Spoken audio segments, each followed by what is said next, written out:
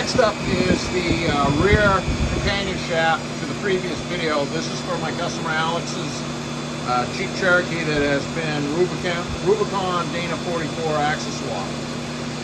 This is the rear shaft, and I did confirm that with Alex because I had the dimensions written down on my work order, but I didn't label them which one was which.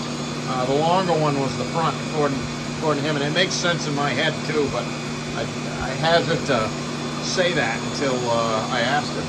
So this one is 29 3/4 running length, and so it's 9 inches shorter than the other one. Basically, it's identical other than the length, and the fact that this is the donor one. It was not long enough to do that previous shaft, but it was long enough to do this one, and I did just renew the stub and slip.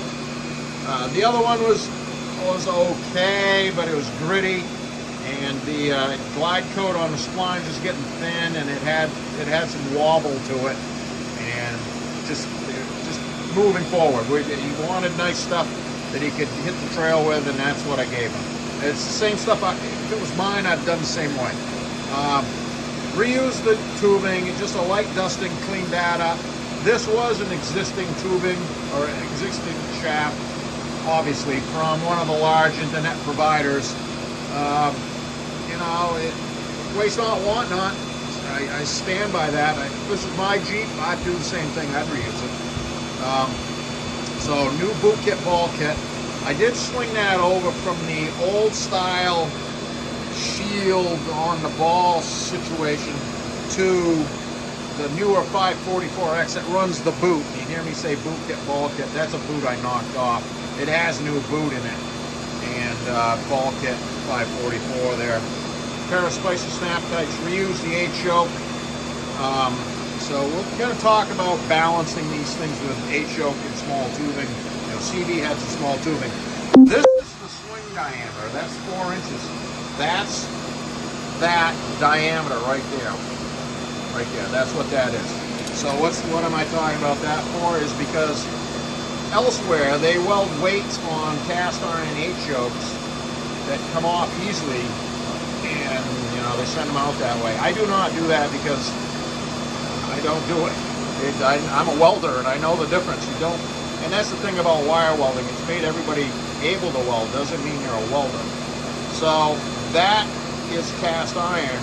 Some of the PTI yokes, H-yokes you'll see me use once in a while, are steel, and I might weld the weight to those because it's steel to steel. My balance weights are there, and the reason I'm talking about this is because the machine, and when you see these drive shafts, they look like they have an abundance of weight on them.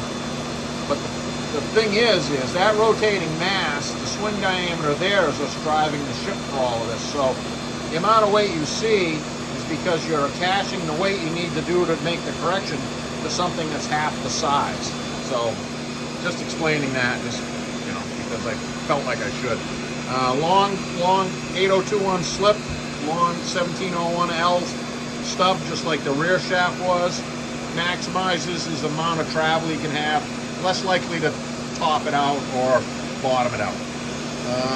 That's been running 2,500 RPM like before. 0 at the front, rear axle, sorry, and 0 at the transmission, the transfer case.